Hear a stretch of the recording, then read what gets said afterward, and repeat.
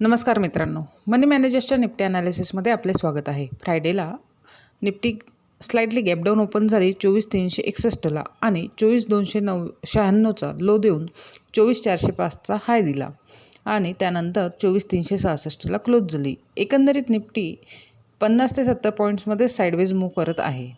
Daily time फ्रेममध्ये बघितले तर 8-10 दिवसापासून स्लोली डाऊन मूव्ह करत आहे आणि फ्रायडेला एक डोजी फॉर्म केलेला असून तो आज कुठे ब्रेक होतो हे महत्त्वाचे असणार आहे।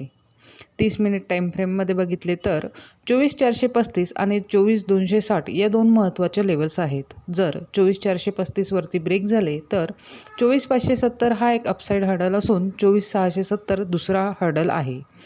तसेच 24,050 हा स्ट्रॉंग सपोर्ट आहे। ओव्हरऑल मार्केट जवळजवळ 8 ते 10 दिवसापासून ओपन होते आणि पूर्णवेळ एका रेंजमध्येच मूव्ह करते आणि क्लोजिंगला कॅशच्या ॲडजस्टमेंटमुळे अपसाईड क्लोज होते। जोपर्यंत 24,600 किंवा 24,300 स्ट्रॉंगली ब्रेक होत नाही तोपर्यंत चांगला ट्रेड होऊ शकणार नाही।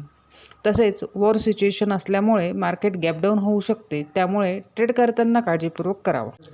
अशाच निफ्टीच्या ॲनालिसिससाठी चॅनल सबस्क्राईब करा, तसेच व्हिडिओ लाईक आणि शेअर करा।